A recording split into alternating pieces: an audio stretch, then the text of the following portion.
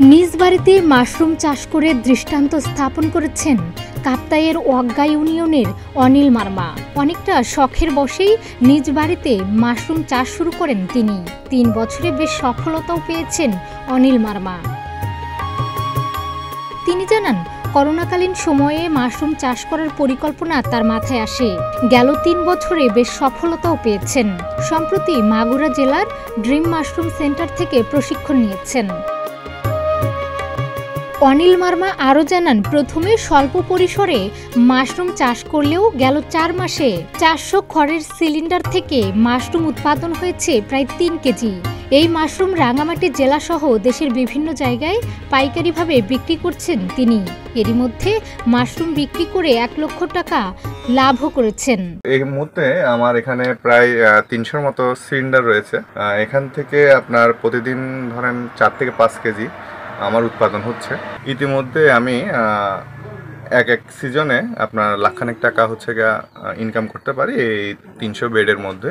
আর যদি এর থেকে যদি আমি বাড়াই সেক্ষেত্রে হয়তো আমার লাভের পরিমাণটা বাড়বে।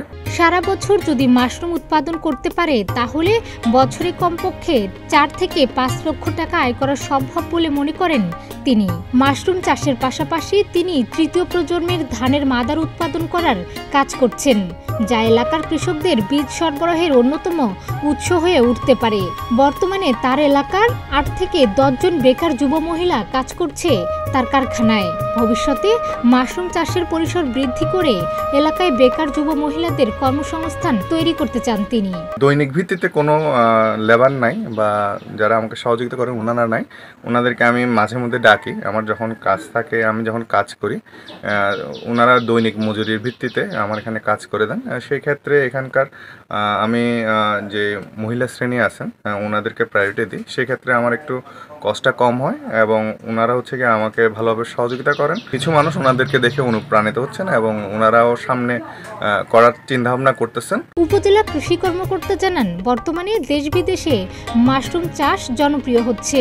অনিল মারমার মতো যদি অন্যরাও এই মাশরুম চাষে কাজ শুরু করে তাহলে স্বাবলম্বী হবেন অনেকেই। মাশরুম চাষ সারা বিশ্বের সাথে তাল মিলিয়ে বাংলাদেশে এখন ব্যাপক জনপ্রিয়তা অর্জন করেছে। কাপ্তাই উপজেলা থেকে আমাদের প্রতি বছরে একজন করে মোট 5টা ইউনিয়ন থেকে 5 জন উদ্যোক্তা তৈরি করা হবে। উদ্যোক্তা অনিল মারমাকে 10 দিনের প্রশিক্ষণে পাঠিয়েছিলাম। তার ওইখানে আমাদের প্রদর্শনী স্থাপন হচ্ছে এবং এই অনিল মারমার আন্ডারে আবার 30 জন কৃষক থাকবে। এই 30 জনকে আমরা প্রশিক্ষণের ব্যবস্থা করানো হয়েছে।